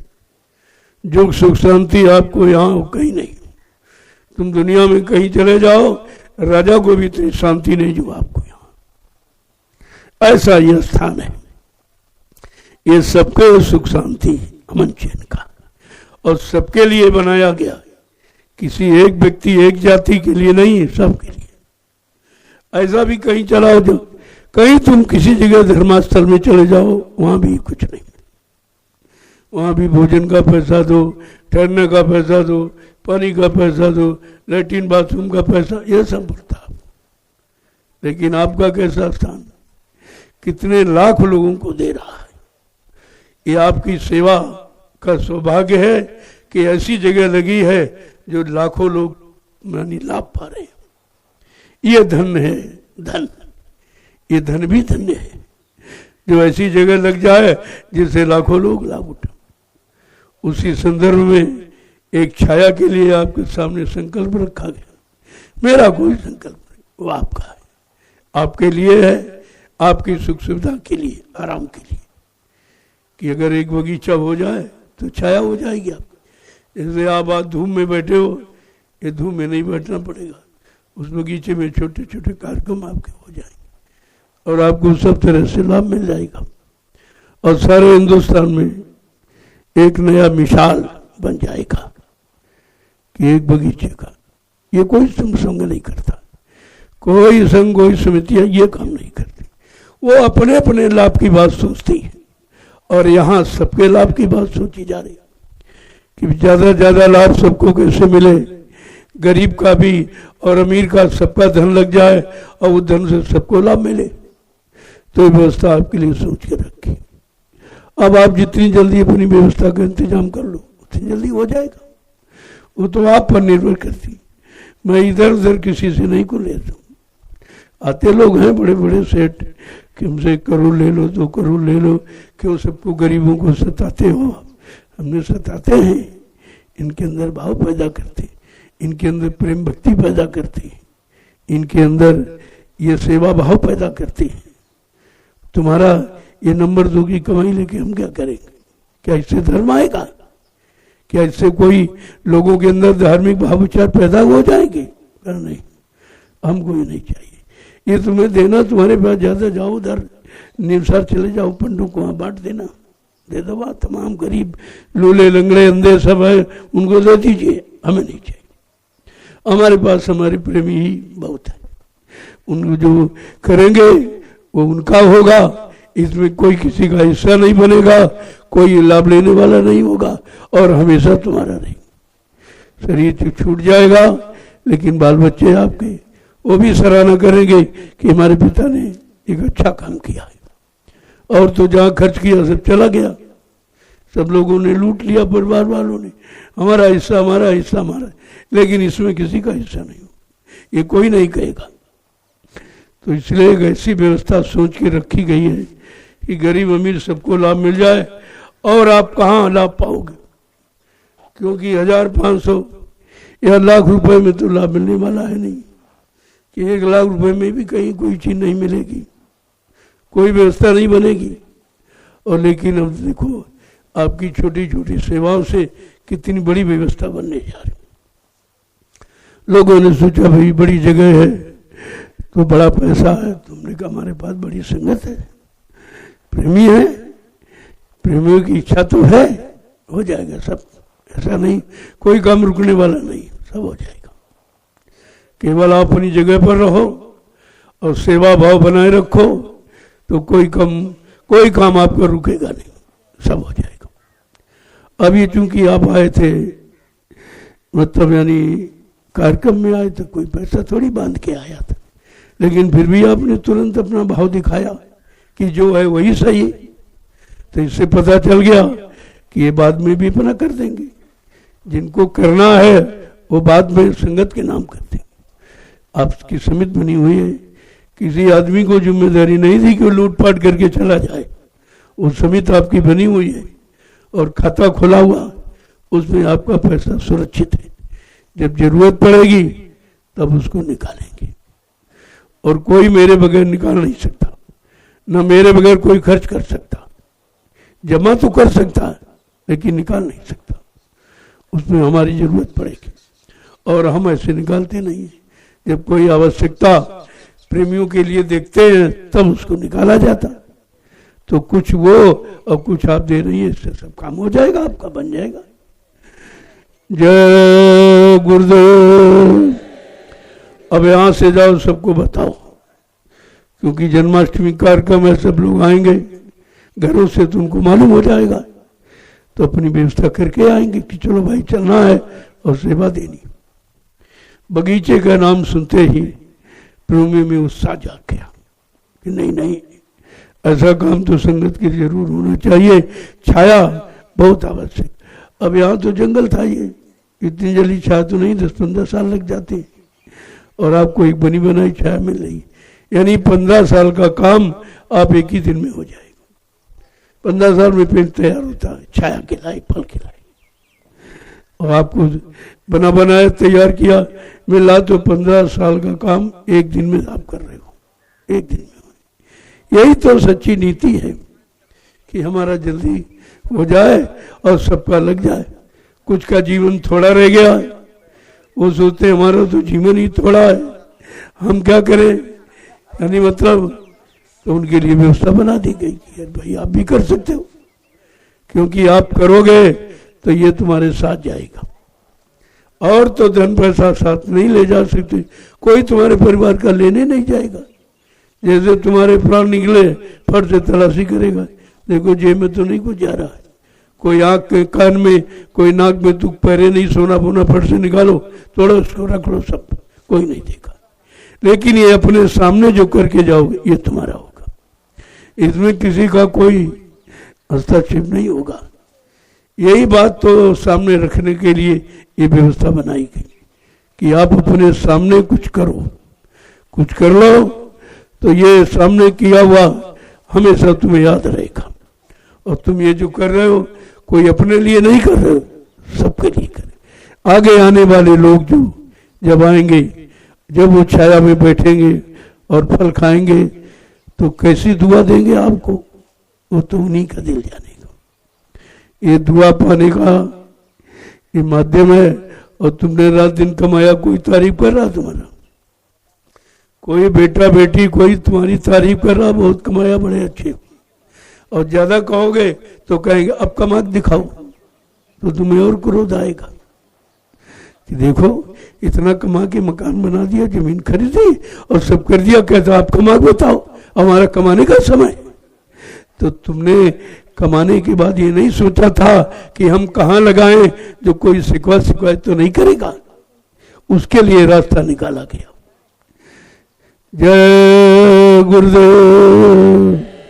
देखो सभी प्रेमियों को कुछ न कुछ करना चाहिए, मैंने कोई सीमा निर्धारित नहीं किया है, क्योंकि सब लोग गरीब भी है, छोटे भी है, अमीर भी हैं।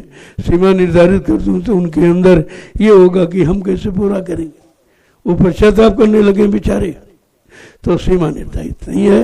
हमने भाई देखो 10वांश गुरु का होता है, बस वो आप दे दीजिए, उसी से आपका काम हो जाए। अपना तो तुम बचा के रखो, लेकिन दशांश जो गुरु का वही खर्च कर दो, उसी में आपका काम बन जाएगा। और दशांश जो खर्च करोगे उसका अतिरिक्त लाभ है, अतिरिक्त लाभ। जब दशांश नहीं खर्च होता है तो कोई ना कोई नुकसान हो जाता, कोई शरीर पर आ गया, कोई परिवार पर आ गया, कोई बाल बच्चों पर आ गया, कोई धंधा व्यापार में। ये जब भी आता है जब आप दशांश नहीं निकालते। अगर निकालते रहो बरकत तुम्हारे साथ जुड़ी रहेगी। जब गुरु का हिस्सा निकालोगे तो गुरु के बैठा रहेगा, तुम्हारी मदद नहीं करेगा। ऐसे थोड़ी गुरु हिस्सा ले लेगा, जब ले लेगा तो तुम्हारा काम करेगा और हर तरफ से समाज सुरक्षा करेगा। मान लो 100 रुपये आप कमाते हो तो 10 ही तो देना, 90 तो तुम्हारे हैं। लेकिन 90 वो काम नहीं करेंगे जो 10 काम करेगा, क्योंकि आपने ऐसी जगह लगाया है, किसी के आदेश पर लगाया। वो अपने हिसाब नहीं, आप किसी के आदेश का पालन किया है, उसका तो लाभ आपको मिलेगा। जय गुरुदेव। कुछ लोगों ने कहा हमारे पास तो कुछ नहीं है।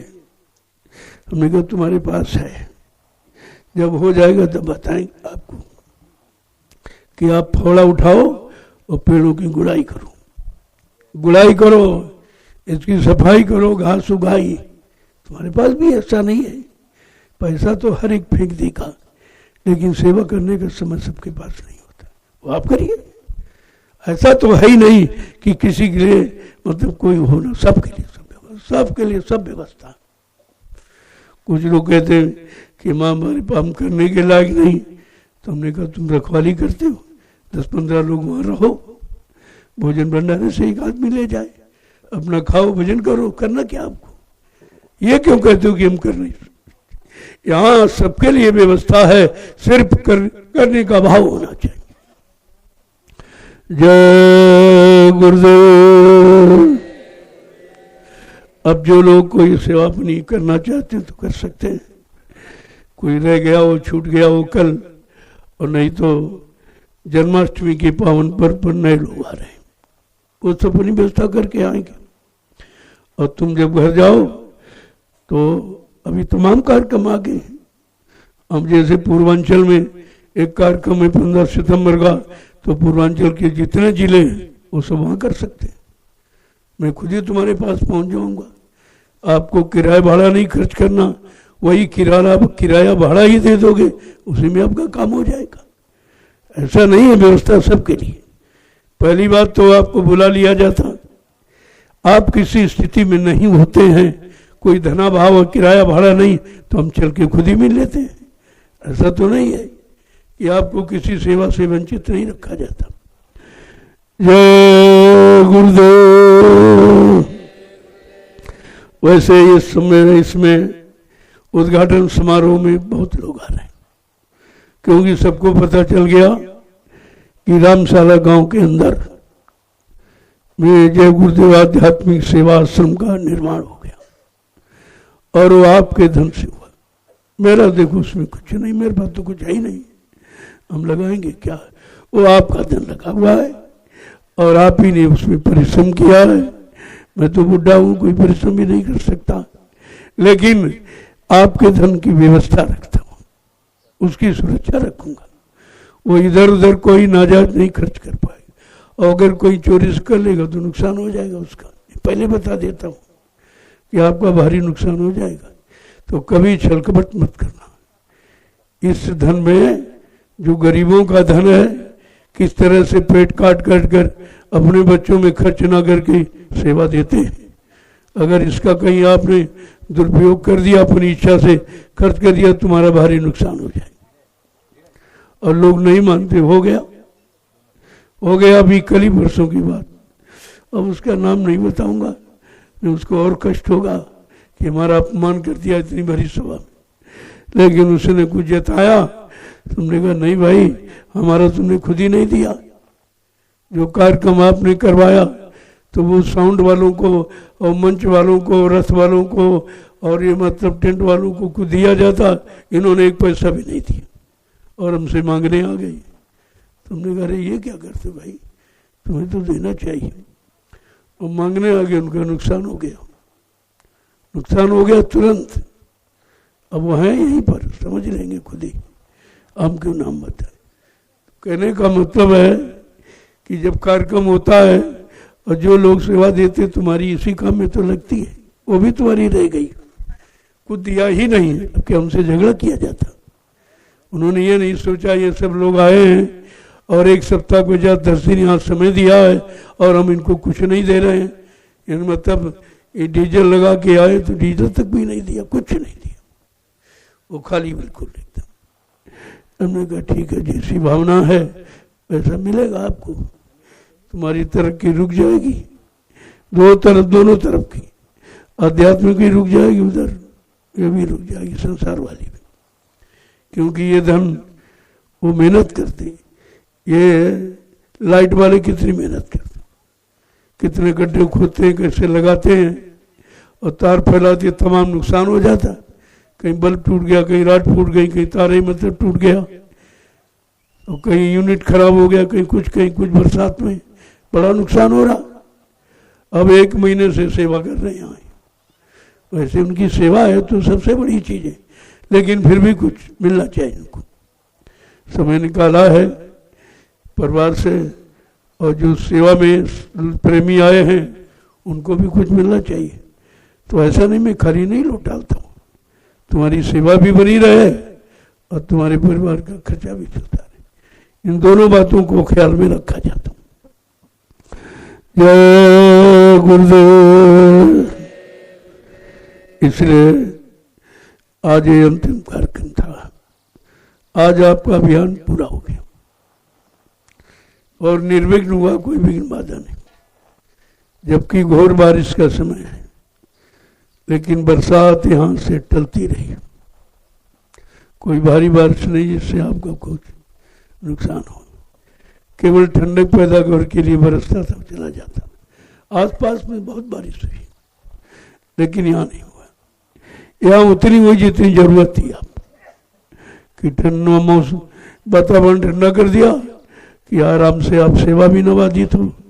सेवा नहीं आप कर पाते, भारी बारिश होती कैसे सेवा करते, तो सेवा भी आपकी नहीं रुकी और सत्संग भी आपका नहीं रुका, क्योंकि ये संकल्प एक महीने का था कि चलो भाई कि साधना शिविर लगा दिया जाए और साधना लोग करना धीरे धीरे शुरू करें, क्यों आगे समय आ रहा है। तो आपने सेवा भी की और साधना भी, दोनों काम आपने, इधर का काम सेवा और उधर का काम साधना, दोनों तरफ आपने अपने काम किया है। तो इसकी मजदूरी कोई रोक नहीं सकता, तुमको कुछ नहीं दिखाई देगा, नहीं तुम बर्दाश्त नहीं कर सकते हो का जो तुम 1 मिनट 10 मिनट 15 मिनट 20 मिनट जो भी समय देते हो वो सब मेरे खाते में जमा आपका। तुम्हें केवल कमाने का अधिकार, खाने का, खर्च करने का नहीं, क्योंकि पहले के ऋषि मुनियों ने यही किया, कुछ तपस्या की, कुछ शक्ति मिल गई तो खर्च कर डाली, जब खुश हुए तो वरदान दे दिया और नाराज हो गए तो यानी उनको श्राप दे दिया और श्राप वरदान में सब खर्च हो गए, कुछ नहीं बचा, खाली चले गए बेचारे। लेकिन ये संतों का, उनका युग है, बहुत सोच समझ कर एक एक भाई तुम्हारी खर्च नहीं होने देंगे, सब सुरक्षित है और इसी कमाई से तुम्हारी मदद हो जाएगी। इधर भी मदद हो रही, सेवा से कर्म कट रहे, उधर धर्मराज के दरबार में जब वो दिखाया गया इन्होंने ये किया खराब, ये किया खराब, ये खराब किया, तो गुरु कहेगा अरे भाई ये भी तो किया है, ये तो तुमने नोट नहीं किया। उसने भजन किया, ध्यान किया, सुमिरन किया, नाम को लिया, ये कहाँ तुमने लिखा, और इसके बदले वो सब खत्म हो जाएगा। ऐसी व्यवस्था है, कल गुरु तुरंत उस कागज को फाड़ के फेंक देते और तुम्हारा उद्धार कर देते। तो ऐसा निराश मत हो कि कुछ मिलता नहीं, क्योंकि अगर मिल जाएगा तो तुम रोक नहीं पाओगे। इतना वो है ही अजीबो गरीब कि वो रुक नहीं सकता, और इतने तुम कमजोर हो कि बर्दाश्त भी नहीं कर सकते। अगर एक टार्च आंखों के सामने जला दी जाए, आपकी आंखें बंद हो जाती, वो तो कितना बड़ा प्रकाश है, उसको कैसे देख सको? वो तो बर्दाश्त होगा ही नहीं। यहाँ कोई बचन तेज साउंड जब खोल देते बंद कर बहुत तेज कर, कान फटे जा रहे हैं, उधर तो बहुत है, ये तो कुछ नहीं है। ऐसी आवाजें हैं। उसके लिए आपको अपने आप में बर्दाश्त क्षमता पहले बनानी पड़ेगी, वही तो बनाया जा रहा है। और नहीं तो का उसकी जरूरत ही नहीं पड़ेगी, तुमको ऐसे ही पार कर दिया। तुम पार करने के चक्कर में रहते हो कि बनाने के चक्कर में? क्या बना सकते हो तुम? बस ये अपनी जगह बने रहो, जगह छोड़ दी तो सब खत्म हो जाए, फिर कोई संभाल नहीं। जय गुरुदेव। आज की सेवा कहाँ कहाँ होनी। देखो जो लोग जाने वाले हैं आप जा सकते हो, और जो ये उसको देखना चाहते हैं कि आपका एक आश्रम नया बन के नई गिनती जो बढ़ गई है, अगर उसको देखना चाहते हो तो आप रहिए, मना थोड़ी है।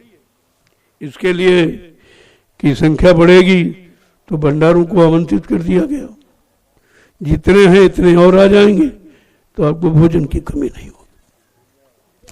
भोजन व्यवस्था यही होगी अपनी जगह पर। पता नहीं वो स्थान कितने गंदे हैं, खराब कैसे हैं, अपने स्थान पर। और वहां ले जाने में बड़ी दिक्कत होगी, पानी भी ले जाओ, खाना भी ले जाओ, और मतलब यानी तो अपने बर्तन में सुचारू रूप से भोजन किया करो। बर्तन हमेशा साथ रखो। पता नहीं कौन कैसा बर्तन कैसे बनाया, शराबियों ने बनाया, कबाबियों ने, उसका भी असर होता है। आप बात समझते नहीं हो, इसलिए मैंने पहले ही आपसे कह दिया अपना थाली लोटा गिलास रखो, अपने पात्र में भोजन करो, तो आपके भजन में सहूलियत होगी, भजन में तो शुद्धता आएगी। जो भी थोड़ा बहुत करोगे वो शुद्ध होगा। तो इसलिए जो लोग अपना वो कार्यक्रम देखना चाहते हो तो मना नहीं किसी को है, लेकिन आपने 1 महीने यहाँ दिया तो घर जाने के लिए तैयार, क्योंकि हो सकता कि घर के कुछ लोग आना चाहते हो कि चलो कुछ नहीं तो हम उस मतलब यानी उस समय पहुंच जाएंगे तो हमारी उपस्थिति हो जाएगी। बात तो सही है, उपस्थिति उनकी भी मान ली जाएगी, ऐसा नहीं है। अगर वो आते तो तुम नहीं आ पाते, तो तुम आए हो उनकी वजह से, इसमें भी उनका हिस्सा है। और बाद में आएंगे अकेले तब तुम आओगे नहीं, तो उनका तो ये बच जाएगा, इतना उसमें हिस्सा मिल जाएगा, और ये इनका बच जाएगा रिजर्व में। देखो ये होशियारी है कि जाओ भाई तुम पूरा कार्यक्रम कराओ, हम बाद में जाएंगे जब उद्घाटन होगा, आश्रम का उद्घाटन होगा, हम तब जाएंगे। तो तुमको उन्होंने भेजा, उसमें तो उनको हिस्सा है ही, और फिर ये आएंगे अकेले, इसमें तुम्हारा हिस्सा नहीं होगा, क्योंकि तुम कहीं नहीं सकते, तुम मत जाओ। तुम 1 महीने समय दियो, वो 1 दिन के लिए आएंगे या 2 दिन के लिए। जय गुरुदेव। जो रामशाला में मिस्त्री या फिर भी सेवादार काम कर रहे हैं, आप जल्दी से एकदम भेंट कर दो, बिल्कुल सूख भी जाए, क्योंकि वो दिन निश्चित है, वो जन्माष्टमी का पर्व निश्चित है, उसमें हवन एक होगा, उसमें हवन होगा। कुछ गंदगी वहाँ की, उस वायुमंडल की, वहाँ गंदगी तो बहुत है वायुमंडल में, कोई ऐसा है ही नहीं जो शुद्ध बातचीत करता हो। शुद्ध माहौल तो वहाँ का नहीं है, उसे ठीक करना है। तो विधिवत वेद मंत्रों के द्वारा छोटा सा एक हवन हो जाएगा आपका, और इसके बाद भंडारे का महाप्रसाद वो आश्रम पर यही होगा। वहाँ जगह नहीं इतनी है कि सबको बैठाल के खिलाया जाए। इस बात का ध्यान रखिए, जो भी काम होगा अपनी जगह में होगा, यहाँ ठीक रहेगा। जय गुरुदेव। अब आप लोग चलिए, देखो जो घर जाने वाले हैं उनसे मैं भी मिल लूँगा और बाकी लोग सेवा भी चले। ज़्यादा धूप हो जाएगी, समय ज़्यादा ले लूँगा, तो कुछ सेवा कर लो चलते चलाते। जिनको शाम को जाना तो अभी सेवा कर ले, सेवा करके जाओ, उसमें आपकी सुरक्षा बनी रहेगी। जरूर थोड़ी बहुत कर लिया अपना, कोई ज़्यादा नहीं, थोड़ी बहुत जरूर करो, थोड़ी बहुत सेवा आप जरूर करिए, तो आपको एक याद बनी रहेगी कि मैंने चलते चलाते भी सेवा करके ही गया था। और आप बता दीजिए भाई कहाँ कहाँ सेवा लगी, जरा जानकारी दे दो, कहाँ कहाँ सेवा लगी थे, आपने कहाँ कहाँ लोगों को लगाया है।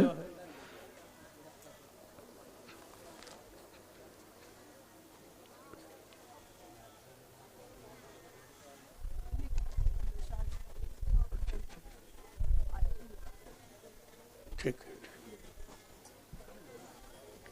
है, इसको लिखा दे।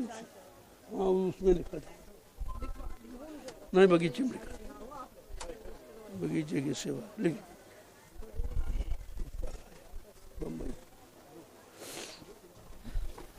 जय गुरुदेव,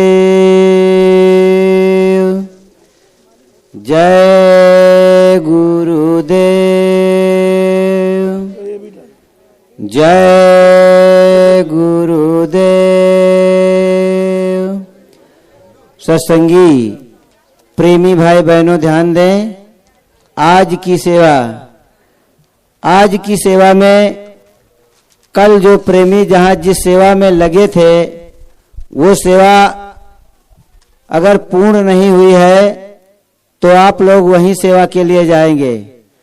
सेवा पूर्ण हो गई है तो आप लोग 13 बीघा के आगे 14 बीघा को चलेंगे। और शाहजहानपुर की टोली के नायक, आप अपनी टोली को लेकर के भंडारा के पीछे अरहर और उड़द का खेत है, उसकी निराई होना है। आप अपनी टोली लेकर उस खेत की निराई करेंगे। जिन प्रेमी भाई बहनों